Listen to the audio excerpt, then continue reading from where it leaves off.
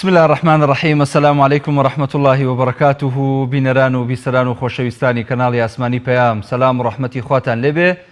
ئەم کاتە و هەموو کاتێکتان باش. خۆشحاڵم لە ئەڵقەیەکی نوێی بەرنامەی دوانگای خەڵک بە خزمەتی ئێوەی زێدە خۆشەویست ئەگەمەوە. ئازیزان و خۆشەویستان، لە ئەڵقەیەکی نوێی ئەم جارێ بەرنامەکەمان کە پێمان خۆشە تەوەری ئەڵقەکەتان پێ بڵین، ئەویش ئەوەیە بۆچی نرخی خۆراک و پێداویستەکان گران کراون.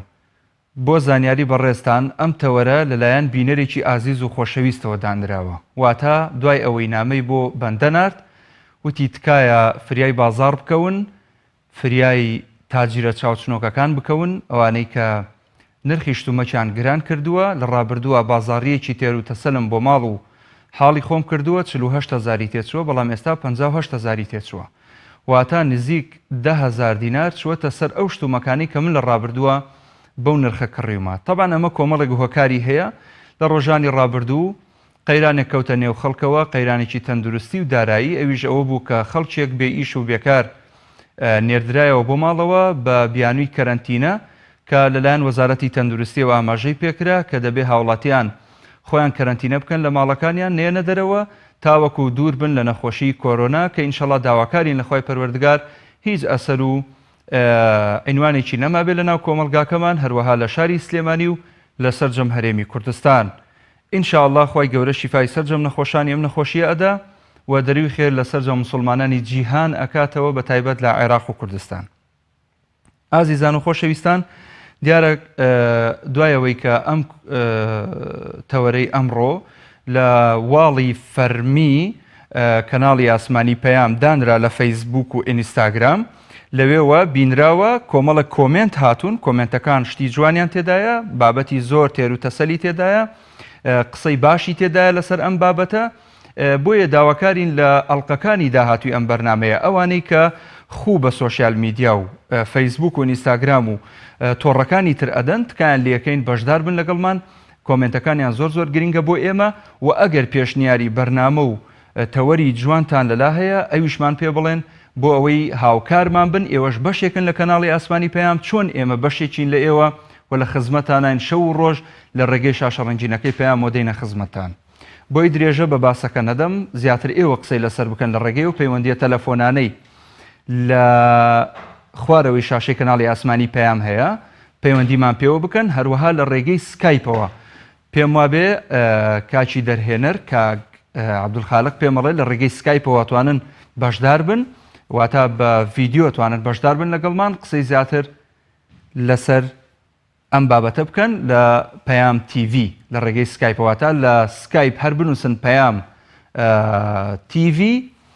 ئەوە ئینشاءڵڵا وەرمانەگرن. کاکدابان لە پەیوەندیەکانە پەیوەندیم بۆ گوازێتەوە، با بزانم کاکدابان چێمانەدات. کاک عەزیز دەسەی سادق. کاک عەزیز جانمی جان بەڵێ کاک عەزیز خۆشتانێکەمەوە بەنامە جوانە. دەنگی ناگاتە لای من کاک دابان، نازانم لەسەر هێڵماوە یاخودنا. ئەگەر لەسەر هێڵ نییە پەیوەندیەکی ترم بدەرێ. نا جۆم لە دەنگی نییە.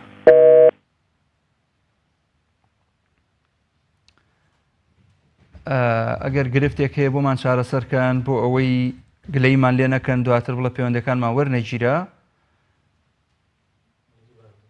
دووبارەی کەرەوە کاک دابان. کاک عەزیز لە سەید سادقەوە. کاک عەزیز پەیوەندەکەی داخراوە. کاک هاوڕێ لە کۆیە؟ کاک هاوڕێ، کاک هاوڕێ هەست دەکەم جۆم لە دەنگت بێ، بەس قسە ناکەی. عەلەیکە السەلام و ڕەحمەت الله. کاک مەحموود جان باشی؟ چۆنی کاک هاوڕێ جان؟ جەنابەت باشی؟ دەستخۆشی لە بەرنامەکە لێ دەکەم. سپاس دەکەم، زۆر مەمنونم. وەڵا کاک مەحموود، لە کۆیە ئێستا بازاڕەکان بڵێن هەندێک دوکان کراوەتنەوە. بەڵێ. بەس ئەوانەی دوکانەکان گەلێک شتیان گرانترە، تەڕە و میوە دەڵێ، مەفت تەڕە و شتیوە. تەڕە و میوە گران بووە. باش. بەڵێ، بەڵام هەندێک پیکاب و شت ئەشیا دێنن کەسی پۆلیسەوەکان یعنی ئاستەمیان بۆ دروست دەکەن، یعنی تۆزێک ڕێگریان لێ دەکەن. زۆر باشە، بۆچی ڕێگریان لێ دەکەن بەڕای تۆ کاک هاوڕێ؟ وەڵای دیارە لەبەوەی شتیان هەرزانترە نازانم. شتیان ئەرزانترە. جوانە. شتیان هەرزانترە ڕێگریان لێ دەکەن. کەسیکە زۆر فەرقیدا نازانم دەلەلایەن دوکاندارەکانەوە وان پێ دەکوسێ نازانم، یعنی لەگەڵ ڕقم ملیەکان زیاتر ئەو شتە بەرچاو دەکەوێت. باشە. تێبینیترت هەیە؟ بەڵێ؟ دەڵێم تێبینی دیکەت هەیە لەسەر ئەم تەوەرە؟ وەڵا وەکو خۆراکیش نەک ئێستا، یعنی پێش لەوەتی ئەو دەردەهاتوە خۆراک وشکە بڵێن شتەکان زیاتر بەرەو سەر چوون، یعنی نرخیان تۆتە سەر بەڕاستی یعنی. بەڵێ. دەست خۆش کاک هاوڕێ، سوپاس بۆ پەیوەندێکەت. کاک محەممەد لە شارە زۆر. گیان ئەم کاتۆ باش بە هەموو کاتت باش کاک محەممەد گیان بەڕێزی لە خزمەتم فەرموو. نەبێ لەوانەیە ڕوونکردنەوەکانی منیان بۆ چوونەکانی من پەیوەست نەبێ بە بەرنامەکەی تۆ، بەڵام تا ڕادەیەک نزیشی کەمەوە لێ ئەگەر قبوڵکەی. فەرموو لە خزمەتم. قوربانە بوو. گیان وەڵا بەلای منەوە من کێشە نییە، ساتۆ ئێوە بەرنامەی ئەم ئێوارەتان لەسەر ئەوەیە نرخی خۆراک و پێداویستەکان گران بووە. باش. باشە. کێشەمان نیە ئەگەر حکومەت ڕاستەکە سێقاتیشیکە بەس ئەو چەند شتانی من ئەیڵێم بیکە با بیسقاتیشیکە کێشەمان نابێت. چۆن چۆنی؟ بۆ نمونە موچەی بندیوارەکان کە پاشەکەوت دەکرێت باشە با ئەوانە 2 مانگ ئەو بەرپرسانەی یەکێتی و پارتی ببوورێ بێت 2 مانگیش لەوان پاشەکەوتکە. ئەنجا بەرپرسە دزەکانیش کە لە هەردوو لایە 2 مانگیش ئەوان لەخۆیان ببوورێن پاشەکەوتێکیان لێ بکە. ئەنجا سەبارەت بۆ بندیوارانە ئەگەر حکومەت ڕاست دەکات ئەو دوو کار بەدەستانە دوو حیزبە باڵا دەستە با بڵین ئەو بندیوارانیان هەیە بۆی تۆزێک شەرمەدارەکان کەم بێتەوە هەم لە لای خەڵک هەم لە لای حیزب هەم لە لای خوا. لەم ڕۆژە با هەستن وەکو دلیڤەری ئەو موچانەی کە هی مەعاشخۆرە قوربەسەرەکانە کە وەلەو بۆ نمونە تۆیەکی موچەخۆر منێکی مەعاشخۆر پارەکەی منە دزیوێتی ئەو ئەیخوا با تۆزێ ڕووی تۆزێک ڕەشیەکەی کەم بێتەوە بێ بۆمان ماڵ بە ماڵ بیژێڕێ. ئەمە لەلایەت 27 ساڵە پەرلەمان هەیە. باشە کاکە ئەم 27 ساڵە چەند پەرلەمانتارمان هەیە معاشە خوات کە ساڵێکی من دەوام بکەم بە قەدەر 1 مانگی ئەوە کە وەری ئەگرێ با ئەوانش سەرۆکی حکومەت بیبڕێ. من حەزەکەم ئەمەی من خۆزگایەک دەنگم بگەشتایە بە سەرۆکی حکومەت ئەمەم پێبووتایە وە بیرخستنەوەیەکی تریش کاتی خۆی مەلا مستەفا بەو نەخوێنەواری خۆی و با بڵێن خوا لێ خۆش بێ کە لەگەڵ سەدام حوسێن خوا بیفە خوا جێگاکەی بە بەهەشتی بەرین شادکە ڕێکەوتنیان کرد. مەلا مستەفا چی کرد؟ ئەو وەفدەی کە ناردی بۆ بەخا چیان لێ پێوتن؟ وتیان فەرز مەلا مستەفا چیەتی؟ وتی بۆ ئەم جەماعەتە ئەنێری بۆ بەخا. وتی ئەمانە ئەنێرم بۆی لەوێ مساومە و مفاوەزات و مەسلحەتی بەرژەوەندی وەرنەگرن کە هاتنەوە من کەسی تر ئەنێرم بۆ پۆست. سیری ئەو پیاوەکە ئەوەنم خۆش ناوێ وەڕقیشم لێ نییە کابراایکی شە دەستخۆشی لەکەم کە لە شاخا و خەباتێک بەس سەیریکە لەو کاتا چۆن فکری کردوێتەوە. کوڕ و کوڕەزاکانی ئەو ڕەحمەتیەش ئێستا چی ئەنێرن بۆ بەخا بۆ مفاوەزات بۆ بدەستکەوتنی پلە و پایە و پۆست. ئەوە لەویە 2 مانگە کەناڵە نەوتێکە 2 مانگیش با کەناڵە نەوتیەکان دابخرێ قەیچێکە ئەوە بینی کەناڵی ئێوەیە چێکی سارە فڵانە بە قەرز و خۆڵە و زەکات و سەرفترە ئەڕوا بەڕێوە کاکە باهی ئەوانیش نەچێ بەڕێ و پاتی و مانگداخرێ و ئەو پارەیە بکۆکرێتەوە. ئەنجا تۆ سەیری کە خۆزگایە سایشی وەکو کە عەلی پەنجایی بە حاسیبەکە ئەو بەس ئەوەنە ڕێی بداجاری ببوایە بۆم عەلی پەنجایی عەلی حەمە ساڵح ئەخوان عەلی پەنجایی و عەلی حەمە ساڵح مەشهورە لە گیان. بۆ عەلی پەنجایی کاک محەممەد؟ ئەو بە حساب محاسیبێک و ژمێریارێکی زۆر دقیقە زۆر بلیمەتە لەو شتانەیە جا خۆی کاتەوە ئەمە ئەو سەرۆک عەشیرەت و دیوەخانەکانیان کە هەیەە بۆ 1 مانگ ئەو پارەی دیوەخانانە و ڕێز عەشرەتەکانە بڕێ ئەوەش بپشڕێ لە شوێنێکا داینێ. ئەنجاکە ئەم هەموو قمارخانە و دیێلا و کە هی هەردوو بنەماڵەکەیە کار بەدەستەکانێتیشی با کاسپی 2 مانگی 2 شەوی قمارخانەکان کۆکەنەوە ببورن ڕۆژەکان کە گیان ئەگەر قبوڵم کەی ماومە چاومات دە خەڵکی تر لەسەر هێڵە بێقەزار ئەها لە ژیانما من کەونە پەیوەندیم نەکردووە حەزیشم نییە بەڵام باشە گیانی من حسەی هەردوومە بنەماڵە تایبەتێکە کە ئەبڕدرێ لە نەوتەوە دێ ئەوەش با 1 مانگ ببورن بۆ خۆیان موچەی هەموو وەزیرەکانیش کە ئێستا هەیەە 2 مانگ لیان ببووریە ئەمەش بۆکەینەوە قاسانجی دوو مانگی ئاسیاسیل و خۆڕەکتری کۆم کە وەڵی خودی خۆم ئێستاکانە ئێمە وەکو میلەت ئەگەر تاوانبار کاکە یەک هەفتە حەچی مۆبایلەکانمانە باداخی زانە ئاسیا خۆڕەک چۆن ئیفلاسە هێنێ باشە گیان ئەو مۆنیکانی کە وەزیرەکان سەرۆکی حکومت بۆ وەزیرەکەی کرد کاکە قەچێکە عیب نییە هەڕانجی کۆ بیکەرەوە بە بازاڕە لی سەنەرەوە بەیانی نەوت بەرزەوە بوو لە سوار تەنکەرتەنکەریشی بفرۆشە و بیکەرەوە بە قورجیانە باشە بە قوربانە بم ئەنجاکە سەبارەت بەبینە سەر خەڵکیش وەکو خەڵک خودی خۆمەوەڵێ ئێمە خوشتەی دووشتین لەم دنیاە یەک درۆ لەگەڵ خۆمانەکەین دووش لەگەڵ خوایەکەین والله ڕاستەکەی فەقیر هەیە هەژار هەیە بەس وەڵی بیلا ئێستا بێت و بەس ماڵە هەژارەکان ئایپاتەکانیان سیمکارتەکانیان خەتی تەلەفۆناتەکانیان ڕایگرین کام ماڵێکە ئەڵین فەقیرینێکی وەکو من هەندەکەم باعیسێکەڵایە ئەیتخوا فەقیری من لەکوایە بە قورئان و حەدیث پێمانەڵێ پێغەمبەر صلی الله علیه وسلم سێ ڕۆژ بەردی بەستووە لە سکی کاکە نانی نەخواردووە لە برسا لە قرسی گەرما هاتووەتە دەرەوە ئەی ئێمە کامان وامان کردووە کامەتا ڕاستگۆی ئێمە و کامەتا ڕاستگۆی ئەو حکومەتە لەبەر ئەوە خوا چاکمانە ناسی ئەگەر جۆملێتە قسەکانت پێ نەبڕی ئەو خوای گەورەیە ئێمە و ئەم دەسەڵاتە چاکەزانێ وەڵی وەکو سەرقاپ و منجەڵی یەکتری وای باشە کە من خۆم چاکر بەخوا ئەو ناوێرێ وا بکە بەڵام من کە خۆم چانەکە من قەنەعەتم نەبێ بە بەشی خۆم و مناڵەکەی من نەزانێ دوو ناوی دە سەحابە دێنێ بەڵام ئایپاتێکە لەسەرێ و بیللا وەتەڵڵاهی بە هەموو عەزەمەتی خۆم کە لەوانێت 40 ساڵ عمرم بێ نەتوانم بەقەدەر ئەم مناڵم کە لەو ئایپاتە شارەزا سێری ئەو قورئانم ئەی کامەکە 6 دقیقە قسەت کرد 6 دقیقە قسەت کرد دەست خۆش وەڵڵا حەزەکەی پارەشتە دەبێت چاو باشەکە باشە لە ئەڵلقەکانی تر پەیوەندی بکەرەوە چی لە دڵا بوو لە خزمەتام ئەوەی ئەمەڵکەیە 6 دقت بەرکەوتووە ئەگەر لەسەر ئەو قسانەی کە جەنابیشت ئەیکەی پێت خۆشە ئەوە ڕووبداوە من ئیمزات بۆکەم خۆزگا بەدەستی من بواایەوە با ببوایە پارێ ئەو مەبڕی و فڵانم داخستەوەم بۆ کردی بەس بەخوا بەدەستی ئێمە نییە هیوادارم دەنگت بکە کاک جەمال وەرەگرم لە شاری هەولێر و بە داوای لێوردنەوە کە دوا کەوتووە لە قسەکردن لەگەڵمان سلام و ڕەحمەتوڵڵا کاک جەمال داوای لێوردنەکەم نارێزی احترامی تایبەتیم بۆ جەنابت و تەواوی کارمەندانت و خاتن ئەو برادرانی لە کۆنتڕۆڵ ڕێزی احترامش تایبەتیم بۆ ئەوەیە هەیە وا لێ ڕازی بێ ئەتمنى يا ربي خدا نهوما راضي به بس كاك محمود كيش هموش تشيك تبينين هيا اجر بكري دو دقه زياتر وندا مجالي من مدن يعني دو دقه وني زياترنا حتى شي زينيش اجر بكري دابنين زور في استبراتي چونك زين نوكو كوره كونوكو اسيا شا مصروفي شي بو خلق كمترا خدي زين لغر احترام بو او دا بعد سرباسي اشتكات كمان بۆچی نرخی خۆراک گران بووە بەڕاستی قایمقانیەت و برادرانی ئەوانەی کە عایدی ئێستا لیان کەم نەکەینەوە بەڵام بەڕاستی سەردانی شوێنەکان ئێستا بزانێت چیرەی مریشکی سینجی مریشکیان کردێتە 3400 بۆ ناسن لەو شوێنەی کە دەیفرۆشن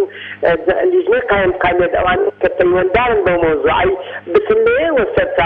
سەرچاوەکەی بگرن نەوەک دوکاندارێک ئێستا وڵی خوازانم لەگەرەکێکم لە هەولێر خوا شایدا ئەو ڕزە وتی کاک زمانتم بەڵێسکی بەس 1000 چیرەی بۆ من هاتوو بە چەند بیفرۆشن زكواتها أوانا بدي لجنة قائمة أوانا تيو دار بموضوعي براستي بدي بسن سرسا وكي بقرن نوك دكان دارك أولا دوش كان محمود ذكوت للشعر تيزور عزايد لسر أو موضوعي بخيني مباشا دليل ينبوتا مطل بحشت جيد الحيرة هنجين وشيري ومي وكافويا بعيما ليلة بحشت سازدين تاتياي هزار بقات بغداد دورا لەگەر ڕێزی احترام بۆ دەڵاتای کارمەندانتان سپاس کاک جەمال دەست خۆش بۆ پەیوەندیەکەت هەر بژیت چێ؟ کۆمنتە خوێنمەوە باشە کاک دابان هەڵە کۆمنت خوێنەرەوە تەبەن لە کۆمنتەکان کاک بیلات زەنگەڵ نووسیوێتی لە هەموو جیهان نرخی سوتەمەنی بە ڕێژەی 120 دابەزیوە لە ناوخۆی وڵاتەکانیان تەنها واتان نرخی سوتەمەنی 120 دابەزیوە لە ناوخۆی وڵاتەکانیان تەنها لە هەرێمی کوردستان نەبێت ئەمە هیچ واتایەک هەڵ ناگرێ واتا مەبەستیەوەیە نرخی سوتەمەنی لە هەرێمی کوردستان بۆ هەرزان ناکرێت لە کاتێکە نەوت هاتووەتە 25 دلار قسەیەکی جوانە کەیفی خۆشناو نووسیوێتی لەبەر دوو هۆکار یەک خەڵک سیقەی بە حکوومەت نییە دوو ئیمان زەعیفی و پشنەبەستن بەخوای گەورە هاوکار جەزا نووسیوێتی خەڵک معریفەی ژیانی نییە لە ژیان تێ نەگەیشتووە بە کوردیەکەی ئەبێت خەڵک بیری معریفەی ژیان بکرێ بەسە چاوچنۆکی خۆپەرستی لایم بەس لەوەی ئەخیری تێگەیشتم کە بەسە چاوچنۆکی و خۆپەرستی دەست خۆشکاک هاوکار کاکەمال سوچی نووسیوێتی لە هەر وڵاتێک میزاج شوێنی دامەزراوەی گرتەوە بەهێزەکان لەسەر حسابی چەوساوەکان ئەژین. جوانە. چمەوە لای پەیوەندیەکان دواتر کۆمنتەکانی تریژە خوێنمەوە. ئازیزان ئەوانەی کە لە دەرەوەی وڵاتن ئەتوانن لە ڕێگەی سکایپەوە ڕاستەوخۆ قسەمان لەگەڵ بکەن و بەشدار بن لە دوانگەی خەڵک بۆیە ئەوانیش ڕاوسەرنجەکانی خۆیانمان پێ بڵێن بازانین لە وڵاتانش فعلەن شت گران کراوە یاخود لەوێ ڕقابە و چاودێریی تند هەیە لەسەر کاڵاوشتومەکەکان هەندێک تاجر هەن بەڕاستی ئەم وەزعیان چاق وەستوەتەوە شت زۆر گران کراوە بە فرسەتیان زانیوە. کاک هەنگاو لە چۆمان فەرم کاک بەنامەتان لێ دەکەم.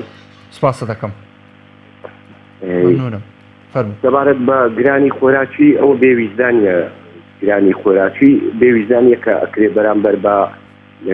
هاوڵاتیانی کورد وە بۆ سینی تریش کە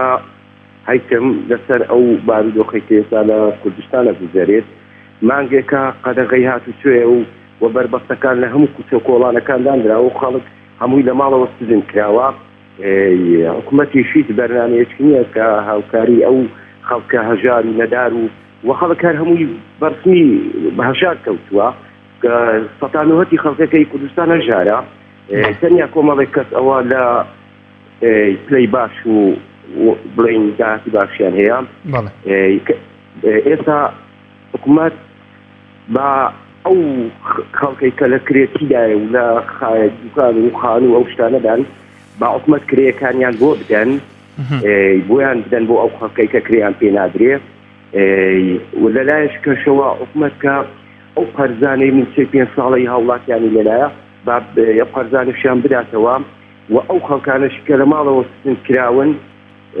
با قەرەبووی ئەو مانگەیان بکاتەوە کە سزن کراون. دیسانەوە بەڵێ گیان وەڵاهی قسە زۆرە لەسەر ئەو بارودۆخەیە ڕاستی بەڵام ئێستا کە لەسەر بدوێم لەوانەیە کاتی برادەرانیش بگرم ناکرێت بێویزدانی هەبی لە کوردستاندا کە هیچ دەسەڵاتێک لە کوردستان 30 ساڵ نەیتوانیوە حکوم بجێڕیت کە بەڵام ئێستا دەسەڵاتی ئێستا حکوم 30 ساڵ ئەجێڕی نەوە لە دوایینەوە درێژە پێدەری دەسەڵاتن تەنیا لە بەرژەوەندی خۆیان کە ئەو خەڵکەش کە ڕاپەڕینی کرد بە هیوای ئازادی پێشکەوتن بوو بە هیوای ئەوەی نەبوو کە ڕۆژێک لە ڕۆژان نەعەدالەتی بەرامبەر بکرێت بچەوسێتەوە برسی بکرێت جیاوازی جنایەتی بەرامبەر بکرێت خەڵکی کوردستان شایەنی ئەو شتەی نەبوو بەڵام ئازادیش درۆیە لە جیهاندا ئازادی درۆیە دەسەڵاتەکان خەڵک هانەدەن بۆ ئەوەی ئێوە ئازادە بن سەربەستە بن ئەگەن بە ئامانتی خۆتان لە پێناو ئەوەی بگەنە ئامانیان دەسەڵاتدارەکان دواتریش بە هەمان شێوە خەڵک ئەتەوسێنەوە بڕۆ مێژ بخوینەوە 5,000 ساڵ لەمە بەریش کەسینەوە بازەکە دەڵێ پاشایەک هەبووە لە منتیقەی سووریا فیتی بە خەڵک لێداوە بۆ ئەوەی خەڵک ڕاپەڕین بکات دژی فیرعەون هەم پاشایەکەش پەروەردەی فیرعەون بووە لەژێر دەسەڵات فیرعەون بووە بەڵام دواتریش پاشایەکە هەر بەخۆی سەربوون بوویتەوە سەری نەگرتووە لە دەسەڵاتەکەی بەڵامیش گوتیەتی ئەمن ئەگەر سەرکەتم دیسا خەڵکەکەی تەوسینمەوە ئازادی لێ ئەخم شوێنم بەڵام ئەگەر ئازادی هەبێ سەربەستی هەبێ دەبێ لەژێر ڕێنمایی پێغەمبەرمان محەممەد صلی الله علیه وسلم دابێ ئازادی تێر پێم وایە هەمووی درۆنە خۆشیتان لێکەم زۆرم گرت. زۆر سپاس بۆ جەنابەت باوکی من وەرەگرم لە شارە زۆر. سلام و رحمت الله باوکی من. ئەحواڵتان باشتر کاکە گیان جەنابەت چۆنی باشیش کوێ؟ خۆش بێ سپاس دەکەم زۆر سپاسانەکەین دەستان خۆش بێ ئەم بەرنامە ڕاستەوخوانە کە لە هەفتەیەکە 2 ڕۆژە بیکەم بە 3-4 ڕۆژیش ئەگەر مەجاڵ بێ بۆتان بوجێ باشە لە خزمەتی قوربان. بەڕاستی ماوەسا یعنی خەڵکەڵی پڕە یعنی نازانین بە چی شێوەیە تری بڕێ یعنی تر ئەوەنە کەشەکان زۆرە ئەوەنە خەفەتەکان زۆرە ئەم دەسڵاتە 2 زۆنگن زۆنگی سەوز و زەرد خۆیان کۆمپانیان هەیە لە کۆمپانیەکانیشیان حەزەکەی تاکە کۆمپانیای بوو کۆمپانیای خۆراکی کۆمپانیای نەوتیانەیە کۆمپانیای حتا قەسابخانەش کۆمپانیای خۆیانە هەموو ئەوەی کە سیارات کۆمپانیای خۆیانە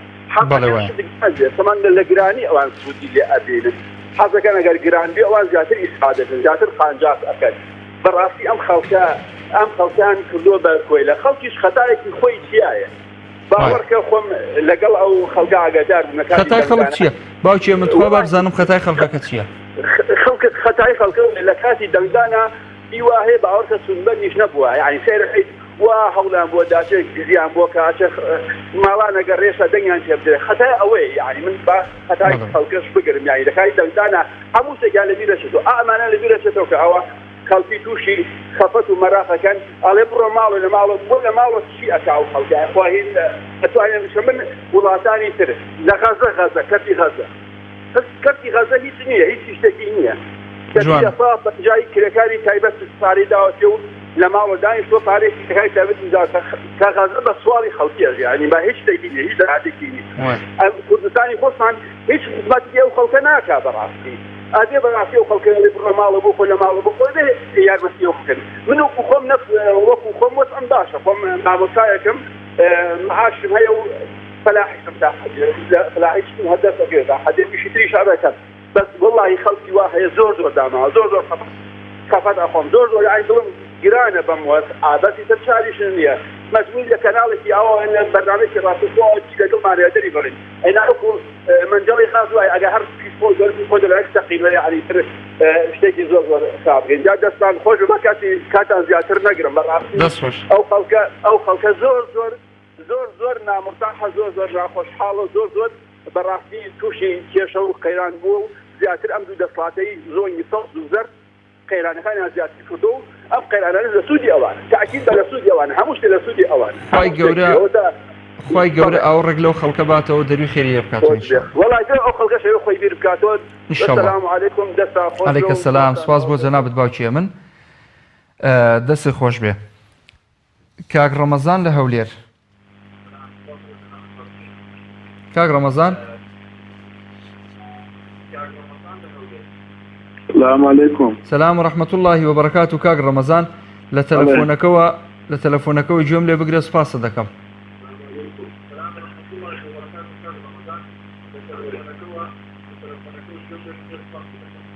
باش براك. فرموا قربان.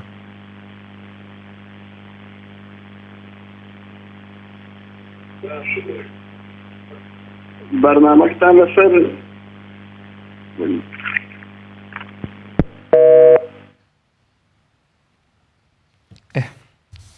پەیوەندەکەی داخرایەوە موسلیم جەباری نووسیوێتی بەشێکی بۆ هەڵپەی خەڵک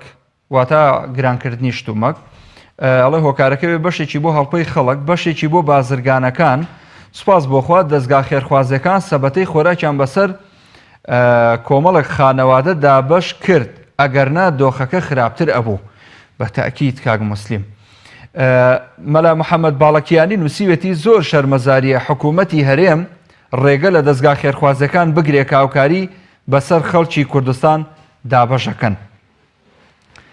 کاک ئیسماعیل عەلی نووسیوێتی هۆکارەکەی ئەوەیە بەرەو مانگی ڕەمەزان ئەچین خەڵک ئامادەکاری بۆ ئەکات بەڵێ وایە وەڵا لەسەر قەزەی مانگی ڕەمەزان هیوادارم خی گەورە ئینشەڵا بمانگێنێ بۆ مانگە بەڕاستی مانگی ڕەمەزان مانگێکە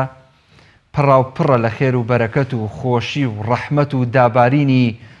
سۆز و میهرەبانی خی پەروەردگار بۆ سەرجەم ئەو خەڵکەی کە لەسەر ئەرزەژی بە بێجیاوازی بە بێباوەڕ و باوەڕدارانەوە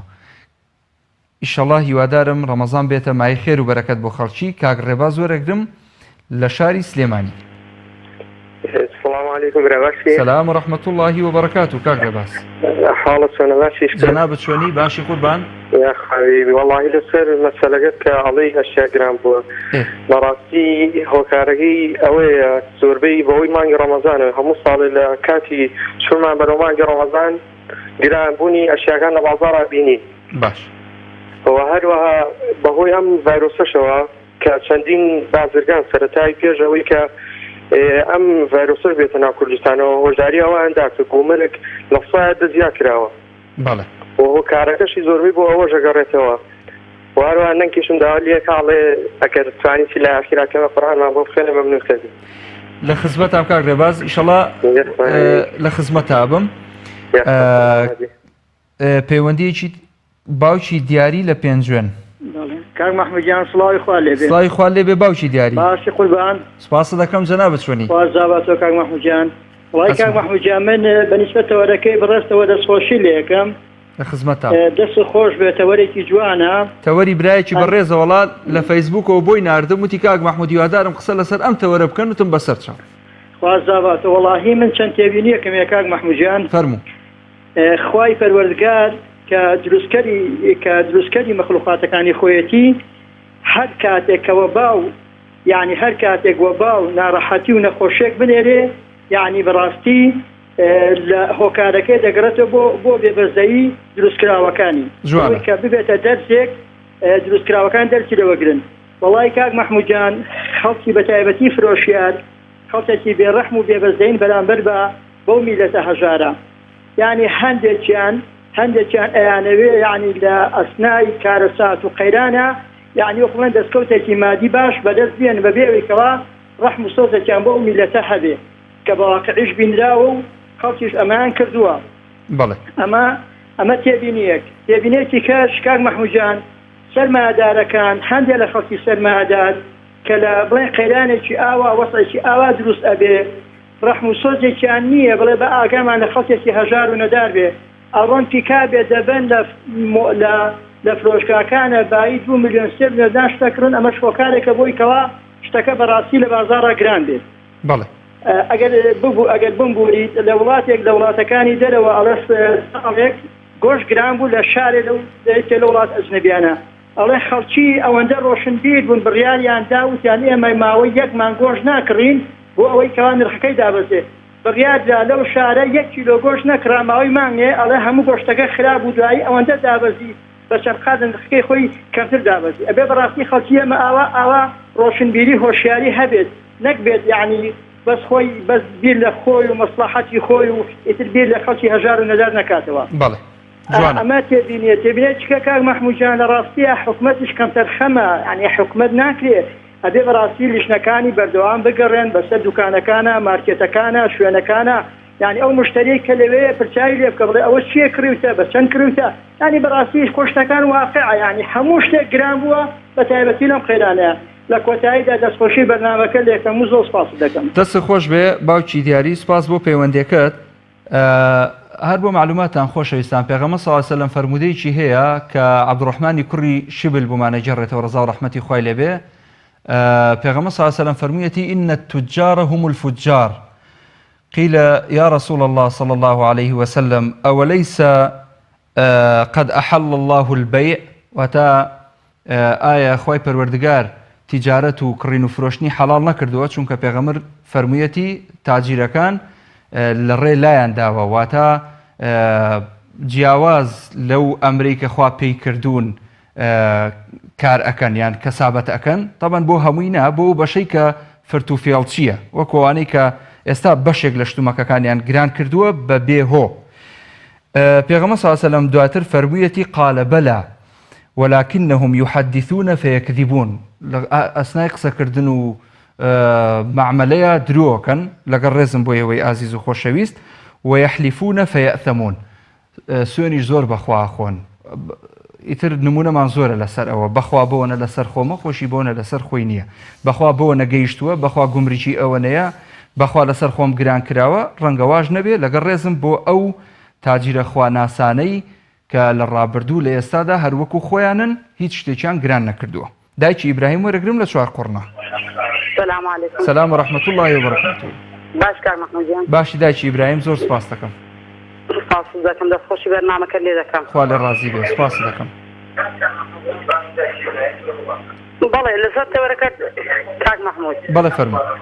کە دەڵێن شت گران بووە برای خۆم کە ئەو بەشە خۆراکەی مانگانە بۆمان دێ بۆ نمونە ئاردا کە بە کەڵک بێت و بکرێ بەنان خەڵک پێویستی بۆ نییە لە بازار بکرێت یا ئەو پرزەی کە بۆمان دێ لە باقی کە بخورێت ئێمە دەی خۆین پێویستمان بۆی نە بیکڕێن دایکی ئیبراهیم بەڵێ یەک فەردە ئار جاران بە چەند بوو وەڵی پێش ئەوەی ئەو کۆڕۆنا ئەو بێت بە 13,000 فردی 25 کیلومتر ڕەحمەتی خوا لێبێ 13000 ئێستا بە نزیکی 50000 فەردێک ئار بەڵێ ڕاز دەکەیت یعنی زۆر زیاتر لە سعری خۆی فەرموو بەردەوام بە بەڵێ مامۆستا گیان بڵم چی نەعبەردە من ئەوانی کە 6 گران دەکەم بە تایبەتی بەرەو مانگی ڕەمەزانی پیرۆز دەڕۆین دەبێت خەڵک چاوی لە فەقیر و هەژار بێ دەبێت حکومەتە بۆ خۆی بازاڕەکاندا بڕوان نەهێڵە دوکاندارەکان بە کەیفی خۆیان 6 گرام بکەن جوان دەست خۆش بێ زۆر تەواو سپاس بۆ جەنابەت دەستخۆشی لێکم وەڵی نمونەیەکی زۆر جوانی باس کرد فەردێک ئارد جاران بە 13-14 باشترین ئارد بە 15000 دینار بووە ئێستا بۆ فەردێک ئارد بە 50000 بێ ینی هۆکاری ئەمە چییە خۆ هەرە ئەو ئاردەیە خۆ لە کاتی کۆرۆنایە دروازەکان داخراوە هیچ ئاردێکی تر ناتووە پێم وانییە هیچ حکوومەتێک گومریکی لەسەر هێنانی ئارد گران کرد بێ ئەگەر ئەمە گرانکردنی نییە لە ناوخۆ لەلایەن بازرگانەکانەوە هۆکارەکەی چییە کێم لەگەڵە کاک دابان کاک سۆران لە شارە زۆر کاک مەحموودجان کاتۆ باش هەموو کاتت باش کاک سۆران لە شار باژێڕۆ دەستەکانە خۆش بێ دەستخۆشی لە بەرنامەکە دەکەم بەرنمەیەکی زۆر جوان و زۆر سەرکەوتووە و تەمەزرێشتی زۆر مەمنونم بەڵام کاک مەحموودجان من وەکو گەنجێک وەکو نانم کەسێکی دەوڵەمەندی وە کەسێکی ئاسایش باش بەڵام ڕەخنەی هیچ لە حکومەت ناگرم حکومەت دەستخۆشیشی لێکەم باشە لە ڕووی خۆراکبوونەوە دەستخۆشی لێکەم لا لە ڕووی گەندەڵی و حاشە حەزی بێئەدەبیان نا بەس لە ڕوویەوەی کە نرخ بەردەکاتەوە ئەم میلەت ئێمە شایانی ئەوەیە زۆر لەوە زیاتری بکەی بەسەرەوانێن میلەت خۆی وای لەمانە کردووە کردوونی بەکەڵەگا بەسەر خۆمانە کردویان بە ئاغای خۆمان ئینا ئێمە بۆ خۆمانەکە ڕاستکەی ئەمانە ناتوانە وامان لێکەن مانای تایە تو ئێستا کیلۆ مریشک بە 1000 دینارە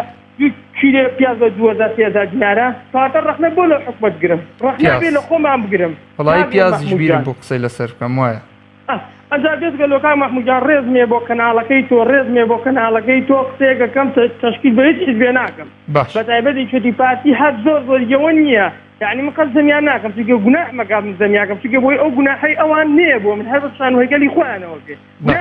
گوناحیان بێ بەڵام من یەشتەوە کە من ناڵەو خەتا لە میلەتەوەیە من لەو شار باژێڕی خۆمان سەر بەلایەنێکی حیزبی دەسەڵاتدارە ناوەکەی نایەنم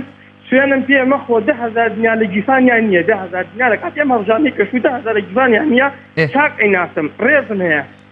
پیکاتێکی شەقوشڕی پێ پارەی ئایفۆنێکی پێیاوە والله بیلا تەڵڵا کە هەرتێکیان ناوی خوایە هاتووە ژنەکەی کردوتە پشتی پیکابەکەوە لە ڕەتی حیزبەکەی من پێ نامە سەربەتی حیزبەکەم سەر لە دژی حیزبەکەی من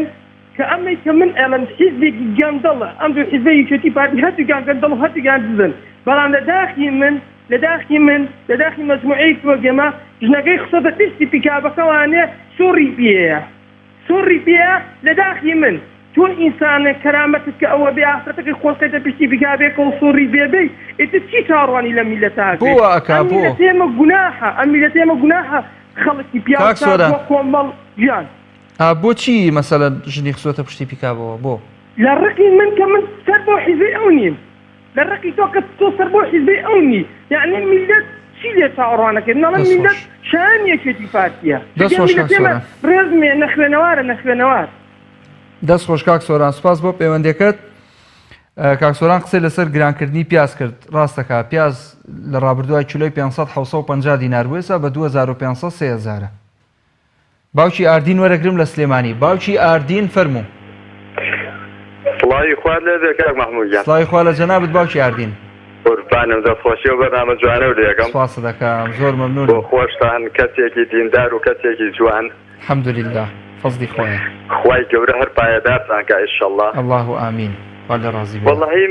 من لەسەر قسەکانی کاک سۆران ئەڵێم دەستت خۆش بێ ئەی حکومەتی هەرێمی کوردستان کورە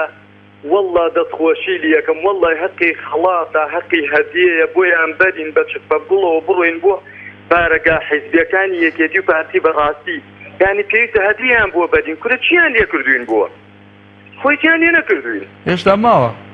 کورە هێشتا ماوە کاک مەحموودجان 48 سەعاتیا بە من تۆ باسی گرانیەکەی 48 سەعاتەکە بۆ گرانی بازار بوو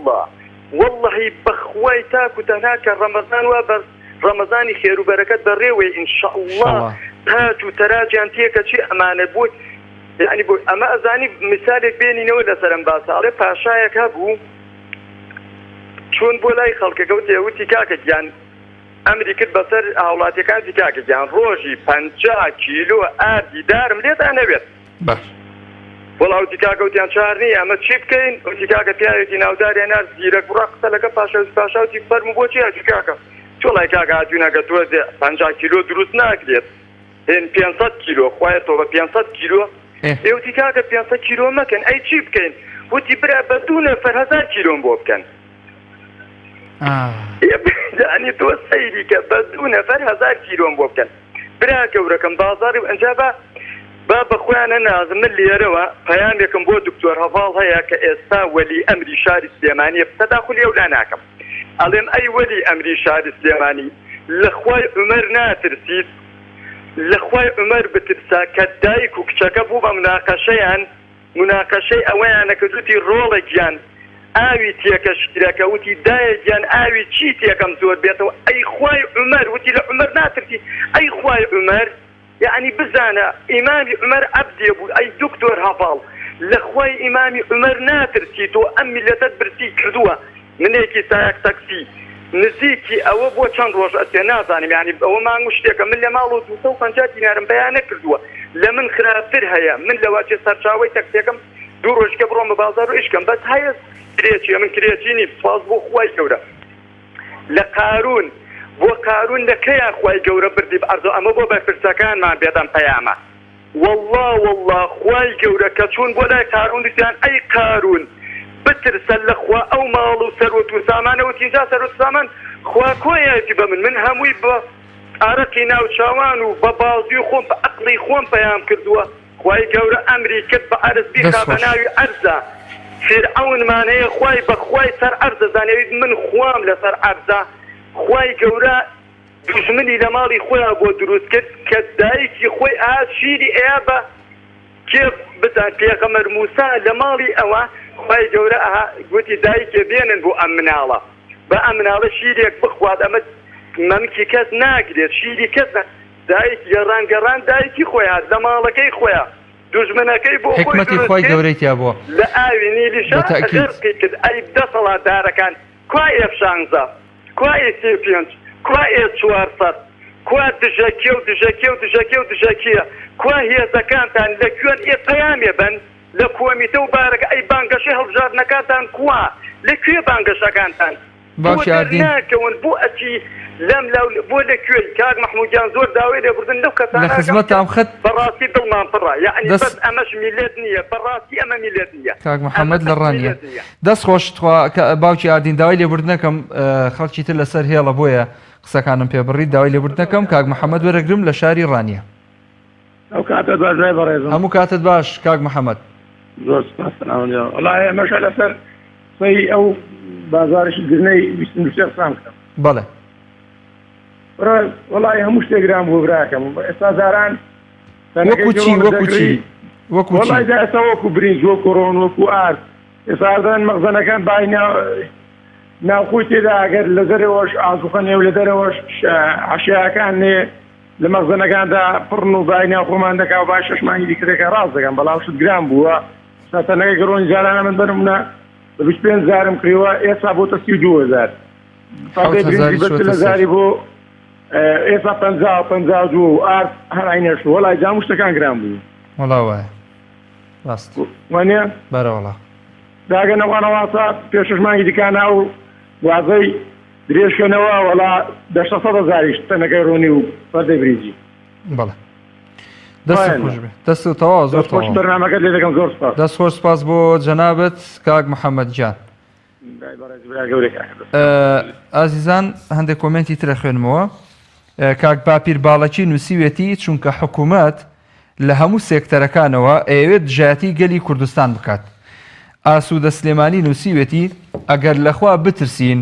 پێویستیمان بە چاودێری عەبد نییە شتگران نەکەین و هاوکاری هەژاران بکەین فاتیح نەجیب نووسیوێتی لەبەر ئەوەی داهاتی وڵات لە بەردەستی کەسی برسی و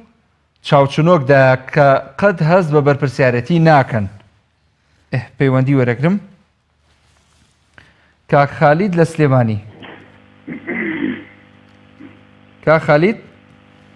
السلام عليكم كاك محمود جان. وعليك السلام ورحمة الله وبركاته. دەست خۆشی تەوری بەرنامەکە لە یەکەم برا بەڕێزەکەم کا خالد زۆر مەمنونم. چاوەکەمی بەڕێزی وەڵی برای بەڕێزم بەنیسبەت گرانبوونی نرخی شتومەکەوە ڕاستە لە هەموو ناحیەکەوە شتومە گران بووە بەڵام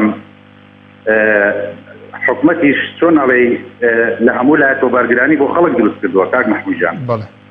بۆ نمونە سارەی کارەبای مۆلیدا دوێنێ ئێوارە مەسەلەن هاتووە گەڕاوە نرخی 1 ئەمپێر کارەبای مۆلیدا 9250 دینار بووە بەراورد بە شارەکانی تر یعنی زۆر گرانە باشە خۆ ئەم کارەبایە مانگی 3 بووە من سوالم لێ کرد مەسەلەن لەو برا بەڕێزەکە هاتوو پارەکەی تۆ کردو دەڵێ مانگی 3ە باشە خۆ مانگی 3 کارەبای گشتی باش بوو یعنی ئێستا بۆ نمونە لە شاری کەرکووک نرخی ئەمپێری کارەبای مۆلیدا بۆ مانگی 3 2500 دینار وەرگیراوە یعنی خەتای خەڵکەکە خۆشی تایە بە هیچ شێوەیەک قسە ناکە چۆن ئەڵێ گوێی نایەتێ ڕاستە بۆ نمونە مەسەلەن ئێستا خەڵک نزیکی مانگێکە لە ماڵەوە بۆنێن کەرنتین و نەخۆشی کۆرۆنایەوە باشە یعنی خەڵک بە بەسیترین شت ئەتوانێت مەسەلەن چۆک بۆم حکومەتە دابا چۆک بۆم دەسەڵاتە دابا بۆ نمونە ئێستا وایە کۆمپانیەکانی ئەنتەرنێت و مۆبایل و ئەم شتانی کە وەسایلی ڕۆژانەی خەڵکن ئەوایە ئەم مانگە دییان کە دابەستی ئاریان خەڵک وەرنەگرتایە مەسەلەن خەڵک قەیچێکە با 2 ڕۆژ بێت بایکۆتی تەلەفۆنەکەی تا بەکاری نهێنێ زانم بەم 2 ڕۆژە چ نەزرێت لە کۆمپانیەکانی مۆبایلەکەوێت چ نەزرێت لە کۆمپانیەکانی ئەنتەرنێتەکەوێت بەڵام خەڵک خۆی گوێی نایەتێ وەڵڵا وبیللای کاک محمود یعنی حکومەتی هەرێم چۆن ئەزانم خوا بەقە ئاوا ئەزانم میلەتی وای دەست ناکەوێت بۆیە مشوری ئەخوا ناڵێت تووشی نەخۆشی کۆرۆنا بێ وەڵڵا وبیللا ئەگەر بیزانیان میلەتێک لەمە باشی دەردەکەوێت ئێستا دەست بەرداری بوو ئەی با تووشی نەخۆشیم کۆرۆنا ببن و هەمویان بمرن و لە ناو بچن بەس ئەم حکومەت ئێمە میلەتی یاوای دەست ناکەوێت کە لە هەموو شتێکا بێتن بێ ئێ میلەتیش کە مەڕ بوو چۆن ئەڵێ میلەت مەڕوا بوو بۆ سەربڕین باشە لەگەڵ ڕێزمایان دەستخۆش کا خالید سوپاس بۆ پەیوەندەکە سەرکەوتوبی کاگە عەبدوڵڵا وەرەگرم لە شاری کەرکووک. السلام عليكم. وعليكم السلام ورحمة الله وبركاته. باشی بە قوربان. چۆنی کاک عەبدوڵڵا گیان؟ لە شوێی کەرکووک قساکەی؟ کاک عەبدوڵڵا یەکەم نقطە کاک عەبدوڵڵا هەولێر و بگرە بە گشتی خەڵکی کوردستان پابەند ڕێنمایەکان بوون بەڵام ئەوە دەسەڵاتداران و حکوومەتی هەرێم بوون سەران لە خەڵک تێکدا سعات 6 ئێوارە پەیام دەرەکاکەوە بۆ ماوەی 2 ساعت قەدەغەیە چۆ ڕاگەێنن ئێتاقان خەڵکیش بەچی بژێ خەڵکی شەری لێشێرێ خەڵکیش ئەشلۆژیە و چێ ناو بازارەکان ئیمتیحانیە دروست بوو دوای 2 ڕۆژ نەتیجەکەمان بینی کە خەڵکێکی زۆر دووبارە تووشی کۆرۆنا بوونەوە لە هەولێر و لە سلێمانیش ئەمە یەکەم پەیام دووەم پەیامم بۆ مۆزوعی گرانی و ئەو شتانە بەڕاستی ئێمە لە کەرکووکین هیچ گرانی ڕووی نەداوە لای ئێمە حکوومەتی عێراقا بە شێوەیەکی جوان ڕێنمایەکان بڵاوەکەنەوە و خەڵکیش پابەند دەبێتێ ئەم هەموو گرانیە ڕوویدا ئەگەر ئاچم کەی براکەم ئەم هەموو گرانیە ڕوویدا لە کوردستان بەڕاستی هیچ استراتیژیەتێکیان نییە هیچ ئالێتێکیان نییە میکانیزمێکیان نییە کە داینن و خەڵکی پابەندکەن پێوە ئێمە لێرە وەڵی برام نەگرانیە وەڵی عیبی نییەوە زەمان وەڵی لە سایی حکوومەتی عێراقەوە بەڕاستی حەواوینەوە بەڕاستی ئەو کورد بوو لێرە سەری لێمان تێکدا بوو من خۆمیش کوردم و کە سوکاری پێش نەگەشم بەڵام کورد بوو لێرە سەری لە ئێمە تێکدا بوو ئێمە ئەو پەڕی ژیانمان ئاساییە و ئەو پەڕی خۆشیاژن کاک عەبدوڵڵا بەڵێ بەقوربان لە شوێی کەرکووکەوە قساکەی لە حوڕیەوە لە شەساق بێ سەلام ڕێزمان بۆ خەڵکی گەڕێکی حوڕێ وەڵام بیری کەرکووکەکەم بە حکمێم کەرەنتینە و کۆرۆنا و شتەوە دەمێکە نهاتوون بۆ کەرکووک هیوادارم ئینشەڵڵا دواتر ڕێگاکە بکرێتەوە سەردانیەکی کەرکووک سەلامەت بیاخوا زۆر سپاس بۆ پەیوەندەکەت هیوای ساغ و سەلامەتی بۆ خەڵکی کەرکووکی ئازیز و خۆشەویست دەخوازم نەک بە حکمەوەی خۆم کەرکووکیم بەڵکو کەرکووک شارێکی هەمیشە بریندار هەمیشە پشتگوێخرا و هەمیشە بەشخوراو کاک لوقمان لە چوار قوڕنەوە وەرەگرم کاک لوقمان بەڵێ فەرموو کاک لوقمان السلام عليكم. عليك السلام ورحمة الله. السلام عليكم. وعليكم السلام ورحمة الله وبركاته. كاك محمود برشوني أو باش كاك لقمان جان سلامتي سپاس دەکەم فەرموو. سپاس دەکەم کاک محەموود جان باسی چی بکەین بەڕای تو وەڵایی پیاز بۆ گران بووە ئارد بۆ گران بووە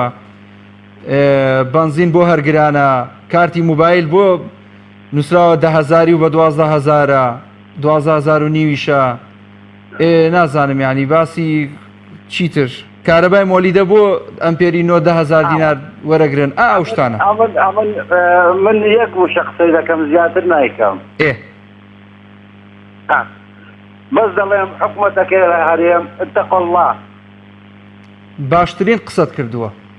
حکومەتی هەرێم اتقوا الله بەس ئەوەندەی دەڵێم باشترین قسەت کردووە تەسمیلی خۆیان دەکەم حواڵای خۆیان دەکەم حەسبونا الله ونعم الوەکیل دوو ماگە ئێمە دەسمعی چوارخۆڵنەینە دوو ماگە ماگونێ کە دوکانیان پێدا خستینە نە ئیشێک نە کارێک یعنی ئەو خەڵکە خۆ هەمووی مستەخۆر نییە کاکە ژیان ئەو خەڵکە فەقیرە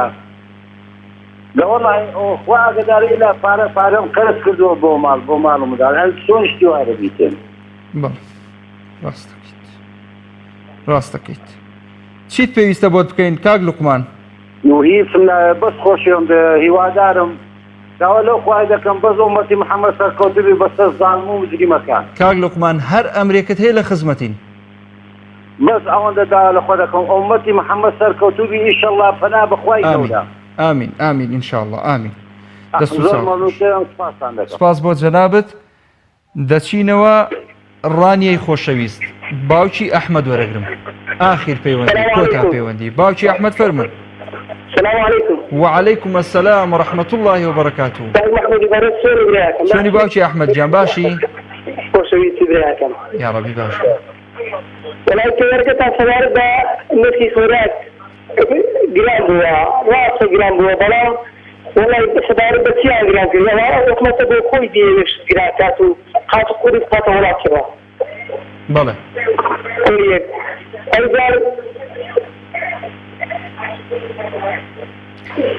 أيضا دول سبعين دول فلما وقتها وجودة كذاب بيكار بيئيش هذا خلق بمحاشا دائمية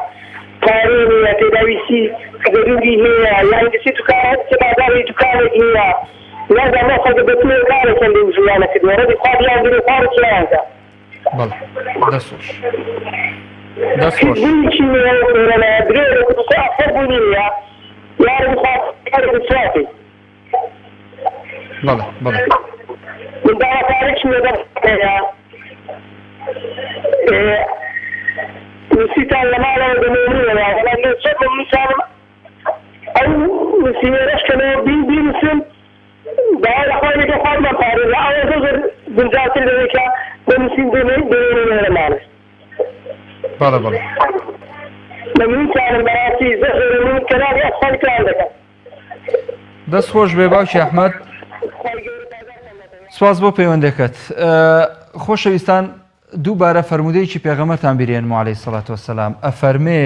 التاجر الصدوق الأمين مع النبيين والصديقين والشهداء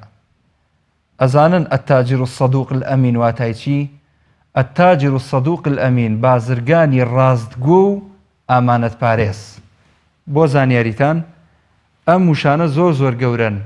تاجیرێک پەرەنسیپ و مەبدەئی نەبێ فەردەیە ئاردی دوێنێ بە 15,000 فرۆشت بێ ئەمڕۆ کردبێتی بە 50,000 بەڕاستی چاوەڕێی خێر لەو تاجیرە مەکەن و هەواڵەی خوای بکەن و بڵێن حەسبونا الله ونعم الوەکیل کە باشترین وەکالەت ئەدەن ئینشاء الله لە داهاتووە خوای پەروەردگار جا هەر کەسە و بە جۆرێک هیچێک بە دەرمان لی دەرهێنێتەوە هیچێک بە مصیبەت لی دەرهێنێتەوە هیچێک بە عەزابی دنیایی لی دەرهێنێتەوە هیچێک بە نەخۆشی هیچێک بە حادیسەی سەیارە ئێمە ناڵێن یا ڕەبی خوایە کەس تووشی زەرەر و زیان بکەی بەڵام هەر کەسێک لەگەڵ میلەتێکی موسڵمانی وەکو میلەتی هەرێمی کوردستان ڕاستگۆ نەبوو خوای گەورە تۆڵەی لێ بکاتەوە جا هەندێک کۆمنت ماون لە کۆتاییە با بیان خوێنمەوە کۆتایی بە ئەڵقەیەم جارایەنم و لە خزمەتان نابم فاتح نەجیب نووسیوێتی لەبەرەوەی داهاتی وڵات لەبەردەستی کەسی برسی و چاوچنۆکدایە کە قەت هەست بە بەرپرسیارەتی ناکەن فریا حاجی ئەحمەد نووسیوێتی دوو هۆکاری سەرەکین یەکێکیان ئەو لیژنانەی چاودێریەکەن وەک پێویست نین دووەم ڕێگای هاتوچۆ ئاسانکاری تەواو ناکرێت بۆ شەریکە و دابەشکارەکان نیاز باڵێکی دەڵێ بەداخەوە حکوومەتی هەرێم هیچ بەرنامە و پلانێکی درێژخایەن و تۆکمەی نییە بۆ هاتنە پێشەوەی حاڵەتی نەخوازراو. محەممەد کاروان دەڵێ بەشێکی زۆری هاوڵاتیان چاوبرسین و ئەزانن هیچ نامێنێت زۆر کات گرانی نرخی شتومەک ئەوانە هۆکارن بۆ دروستبوونی. ناسح خەلیفانی نووسیوێتی لەبەر ئەوەی بەرژەوەندی دەسەڵاتدارانە. خۆشەویستان کۆمنتی تر هەن بەڵام فریانە کەوتون بیان خەینە سەر شاشە. کاک دانیار نووسیوێتی ئەگەر دوکاندارەکان بێزەمیر نەبن شتەکان گران ناکرێت تێبینی خۆیەتی. کاک بڕیار عەبدوڵڵاڵێ لەگەڵ ڕێزم لۆ هەموو خەڵکی کوردستان بەس وەڵڵا ئەو وڵاتە ببێتە شامی شەریفە و خەڵکە هەر ناڕازی دەبن شت گرانکردن لە دەست حکوومەت نییە خەڵک بەخۆی لە خۆی بەرپرسە. دەست و چاوتان خۆش. سپاس بۆ سەرجەم ئەو کۆمنتە جوانانەی ئێوەی ئازیز. تا ئەڵلقەیەکی تری دوانگەی خەڵک بەخوای گەورە و میهرەبانتان ئەسپێرم. شاشەی کەناڵی ئاسمانی پەیام بە دایم لەسەر تەلەڤزیۆنەکانتان بێ چونکە پاشکەمێکی تر سالار ئیبراهیم بێژەری هەواڵەکان هەواڵی گەرموگوڕی پێیە دێتە خزمەتان بۆ خوێندنەوەی هەواڵەکان. دووبارە خۆشەویستیم هەیە بۆ هاوکارانی عزیز و خۆشەویستم لە پشتی کامێرەکانەوە. دەستخۆشی لەو برا بەڕێزاکەم کە تەوەری ئەڵلقەی ئەم جارەی دانابوو بە هیوایەوەی ئێوەش بەشدار بن بۆمان بنێرن بەنامە لە ڕێی فەیسبووکی پەیام هەروەها لە ڕێی ئینستاگرامەوە پێمان بڵێن چتەوەرێکتان بەدڵبوو ئێمەش پێمان گونجاو بوو ئەخێنە خزمەتان. تا ئەڵلقەیەکی تری دوانگەی خەڵک بەخواتان ئەسپێرم. ئەسسەلامو عەلەیکوم وەڕەحمەتوڵڵاهی وبەرەکاتوهو.